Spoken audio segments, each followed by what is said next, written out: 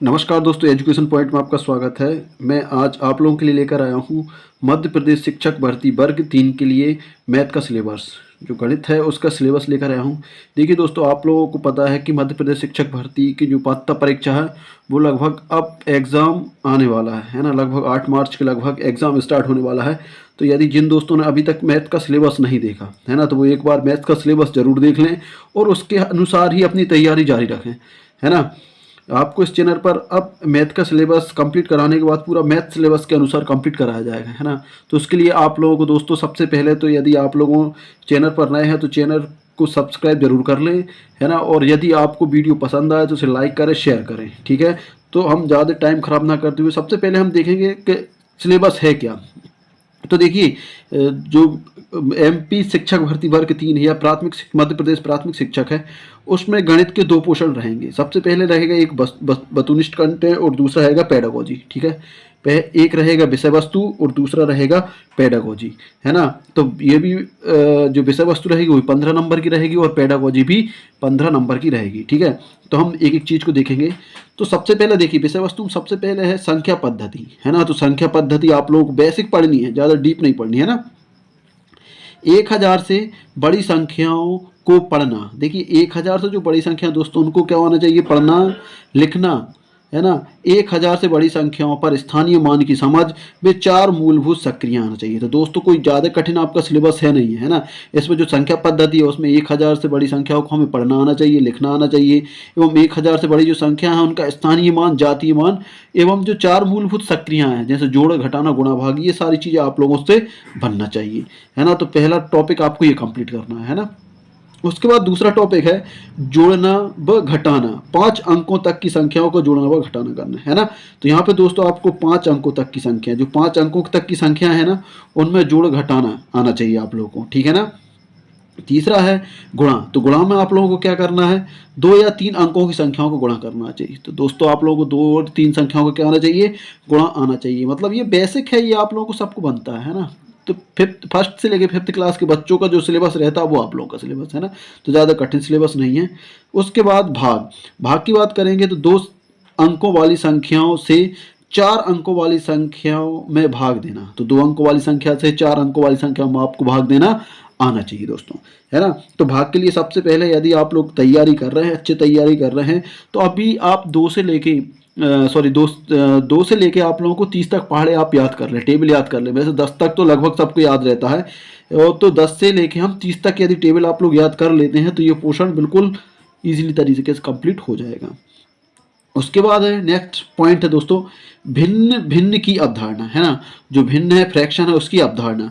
सरल रूप, समभिन्न, विषम भिन्न आदि भिन्नों को जोड़ना, घटाना, गुणा, विभाग, समतुल्य भिन्न, भिन्न को दशमलव में तथा दशमलव संख्या को भिन्न में लिखना। तो देखिए भिन्न का जो टॉपिक है वो पूरा आना चाहिए आपको। भिन्न को जोड़ना भी आना चाहिए, घटाना भी आना चाहिए, समतुल्य भिन्न क्या है ना, कौन सा भिन्न बड़ा है, कौन सा भिन्न छोटा है, आरोही अवरोही, ये सारी चीज़ें आप लोगों से बनना चाहिए दोस्तों भिन्न में, ठीक है। नेक्स्ट टॉपिक है सामान्यतः प्रयोग होने वाली लंबाई, भार, आयतन की बड़ी व छोटी इकाई में संबंध, है ना। तो सामान्यतः प्रयोग होने वाली जो लंबाई है, भार है, आयतन, छोटी बड़ी जो इकाई है उनको हमें आना चाहिए, है ना। कि जैसे सेंटीमीटर और सेंटीमीटर से मीटर में बदलना, वो ये सारी चीज़ें आ जाना चाहिए, है ना। चेंज करना भी आना चाहिए। उसके बाद है नेक्स्ट टॉपिक है बड़ी इकाई तथा छोटी इकाइयों में तथा छोटी इकाइयों को बड़ी इकाई बताना। देखिए दोस्तों ये भी है ना, ये टॉपिक भी है कि बड़ी इकाई से आपको छोटी इकाई बनाना। जैसे किलोमीटर को हो सकता है वो मीटर में पूछ लें, सेंटीमीटर में पूछ लें, ठीक है ना। तो इस तरीके से आप लोगों को बदलना आना चाहिए, ठीक है। ज्ञात इकाइयों में किसी ठोस वस्तु का आयतन ज्ञात करना, ठीक है दोस्तों। अब ये देखिए यहाँ से मेंसुरेशन स्टार्ट हो रही है, ठोस वस्तुओं का आयतन ज्ञात करना, है ना। आप लोगों से पूछ लेगा गोले का आयतन, बेलन का आयतन, शंकु का आयतन, ये टॉपिक आप लोगों को कंप्लीट करना है ना। और यदि आप लोगों को ये सारी चीज़ें चाहिए तो आइए इस चैनल पे आप रेगुलर आपको सिलेबस वाइज मैथ की टॉपिक्स कंप्लीट करवाने वाले हैं ना। रोज़ एक वीडियो मिलेगा जो आपके टॉपिक से रिलेटिव रहेगा, ठीक है दोस्तों। उसके बाद है पैसा, लंबाई, भार, आयतन तथा समय अंतराल से संबंधित प्रश्नों के 4 मूल गणितीय सक्रियाओं का उपयोग करना, है ना। तो पैसा देखिए, रुपए पैसा आना चाहिए आप, लंबाई, भार, आयतन तथा समय अंतराल से संबंधित प्रश्नों के 4 मूल गणित की सक्रियाओं का का प्रयोग आना चाहिए, जैसे जोड़ घटाना गुणा भाग है ना, तो ये सब उसमें एक में आ जाएगा। उसके बाद है दोस्तों, उसके बाद है आप लोगों का मीटर। देखिए मीटर को सेंटीमीटर तथा सेंटीमीटर को मीटर में बदलना आना चाहिए। तो मीटर को सेंटीमीटर और सेंटीमीटर को मीटर में बदलना आप लोगों को आना चाहिए, ठीक है दोस्तों। उसके बाद है पैटर्न।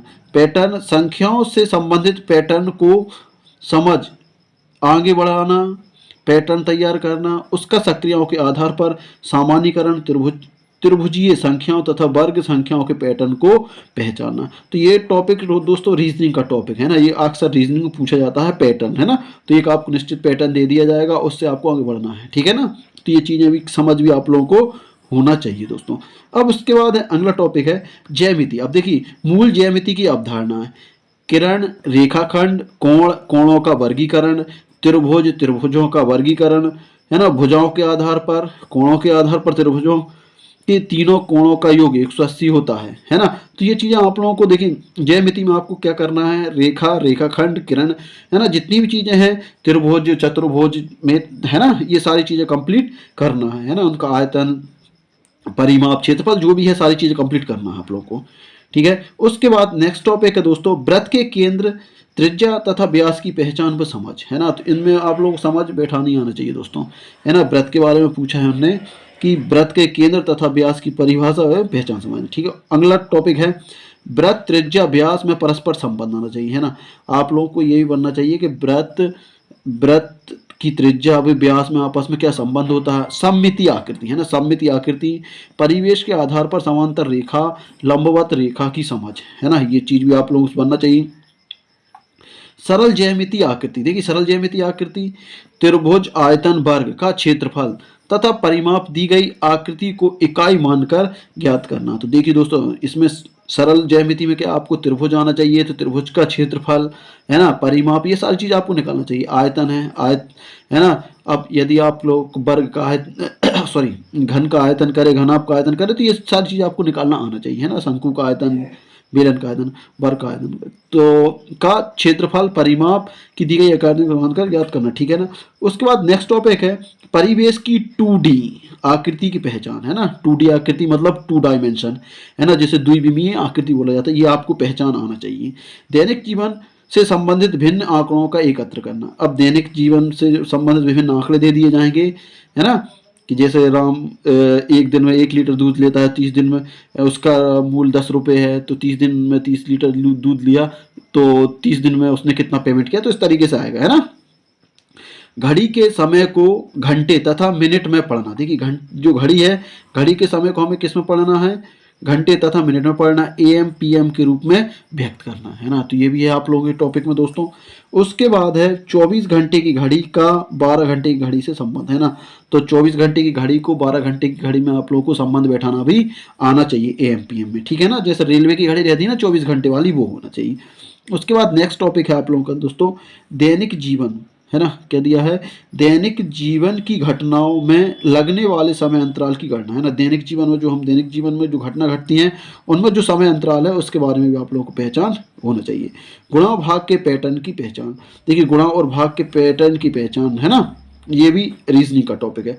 सममिति पर आधारित ज्यामिति पैटर्न, देखो सममिति जो आकृति है उनके आकार पर क्या करना है, ज्यामिति की आपको ज्यामिति पैटर्न होना चाहिए आपको।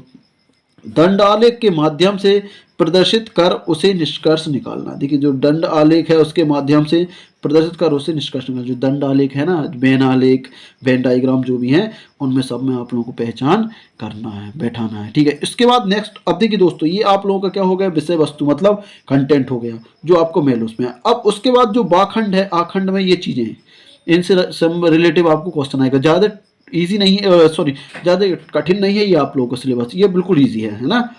उसके बाद नेक्स्ट टॉपिक में जो आपका नेक्स्ट खंड है, पार्ट है, उसमें है आपका पेडागोजी इश्यूज, है ना। पेडागोजी की जो है समस्या है, त्रुटि, वो देखना है आपको। देखिए गणितीय शिक्षण द्वारा चिंतन, है ना दोस्तों, क्या दिया है, गणित शिक्षण द्वारा चिंतन एवं तर्क शक्ति का विकास। तो गणितीय जो शिक्षण उसके द्वारा चिंतन, सोचने समझने की क्षमता और तर्क शक्ति का विकास करना है ना, इसके बारे में आप लोगों को पढ़ना है। पाठ्यक्रम में गणित का स्थान, तो दोस्तों गणित का क्या स्थान है पाठ्यक्रम में, है ना। गणित की भाषा, तो गणित की भाषा भी आप लोगों को देखना है। प्रभावी शिक्षण हेतु परिवेश के आधारित उपयुक्त शैक्षणिक सहायक सामग्री का निर्माण एवं उसका उपयोग करने की क्षमता का विकास होना चाहिए। देखिए, प्रभावी शिक्षण के लिए परिवेश आधारित उपयुक्त शैक्षणिक सामग्री, परिवेश पर आधारित, जैसे मान लीजिए हम जो जिस परिवेश में रह रहे हैं, आप लोग जैसे मान लो खेत पे जाते हो, है ना, तो खेत से आधारित आप लोगों को क्षेत्रफल दे दिया जाएगा। जैसे मान लो खेत की लंबाई चौड़ाई दे दिया जाएगा और पूछेगा खेत का क्षेत्रफल बताइए, है ना। तो ये परिवेश पर आधारित आपका उनका जो सामग्री की सहायता से उसका उपयोग करने की क्षमता का विकास होना चाहिए, है ना। तो ये इसके बारे में पूछा है दोस्तों।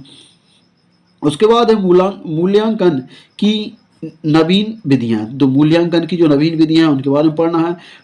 निदानात्मक परीक्षण व पुनः शिक्षण की क्षमता का विकास करना, ठीक है ना, ये भी है। गणितीय शिक्षण की नवीन विधियों का कक्षा शिक्षण में उपयोग करने की क्षमता, है ना। तो दोस्तों ये रहा आप लोगों के गणित का सिलेबस, है ना। तो दोस्तों ये पूरा कंटेंट आपको कंप्लीट करना है। यदि आप लोग पूरा कंटेंट कंप्लीट करना चाहते हैं, पूरी गणित जो आपके टॉपिक्स हैं उन टॉपिक्स को कंप्लीट करना चाहते हैं, तो आपको सिर्फ करना कुछ नहीं होगा। यदि आप लोग अभी तक चैनल पर नए हैं, है ना, तो चैनल को सब्सक्राइब कर देना और अधिक से अधिक लोगों को शेयर करना है ना। तो ये आपको करना है। और बाकी ये टॉपिक्स आपको रेगुलर एक टॉपिक्स पर एक वीडियो मिलने वाला है। तो अपने जो भी 10, 12, 20 टॉपिक हैं, तो 25-30 दिन में हम ये कंप्लीट कर देंगे, है ना दोस्तों। तो यदि आप लोगों को वीडियो पसंद आए तो इसे लाइक करें, शेयर करें और चैनल को सब्सक्राइब जरूर कर लें। धन्यवाद।